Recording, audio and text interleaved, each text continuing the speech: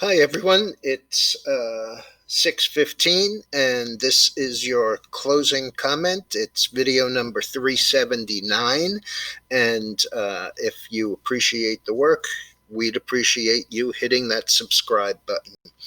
Okay, this is going to be kind of short because I need to go see my wife in the hospital.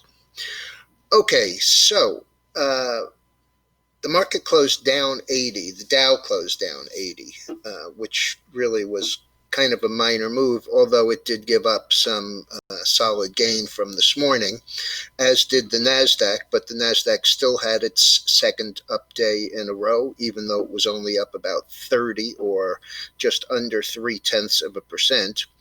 The S&P got within a hair's breadth again of a new all-time high and a new closing high, but couldn't hold on and closed down 692 or 0.2%. The Russell was minorly lower, $3.46 or 0.22%.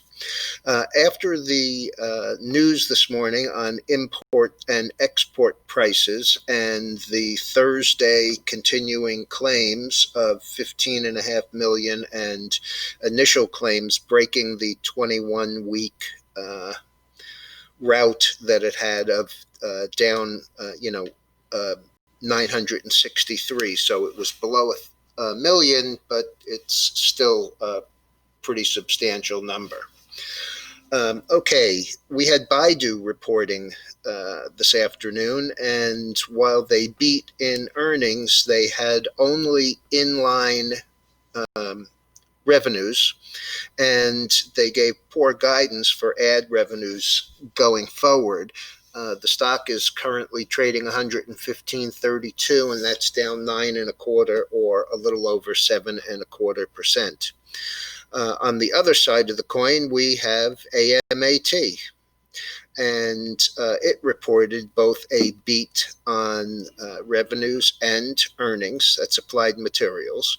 The stock had closed 65.07, which was down $1.43, and immediately rallied a little over $3 to 68.30.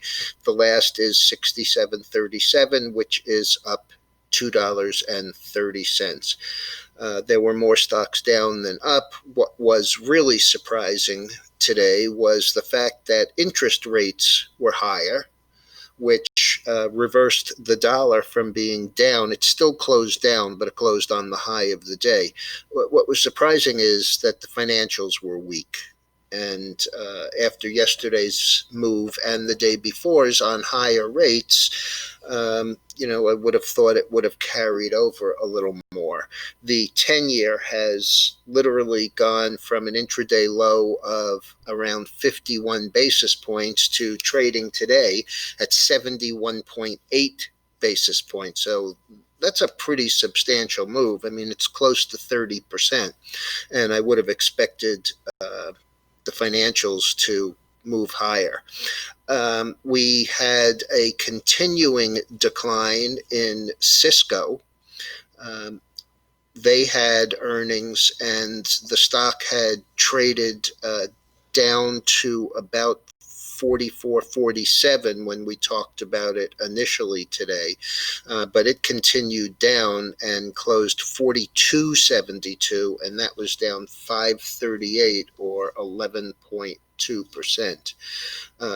COVID issues, the stalemate, the senators and Congress people leaving Washington. They're on a 24-hour callback, but they're not really due back into Washington until Labor Day, the day after Labor Day. So we're kind of in a weird spot there with this stalemate, and there are probably 13 million people who are on unemployment and another 17 million people who were part of the additional government contribution of $600. The Fed came out yesterday and said that, this was creating, as they put it, a hole in spending. We had Lyft and Uber both down on the day. This morning, the LYFT was trading just under 30. I saw it trading this afternoon just barely over 29. And the State Court of Appeals denied both Uber and Lyft's trying to get the state of California's submission of drivers as employees instead of outside contractors. So they've denied that. It comes up for vote on the ballot, I believe, but California is 16% of the rideshare market, so that's going to put a big dent in it. Okay, the US dollar index. I've put a new arrow in down here because I think that this is a temporary bottom.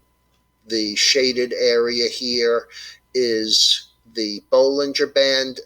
We barely pierced it here, and then we had this slightly lower low and the move up.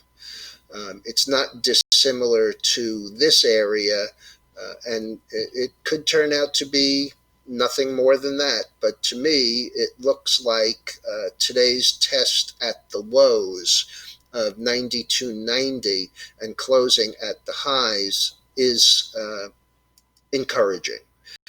It still has to go further through. It really has to break yesterday's high, which was 92.89.5. So 92.90, 93.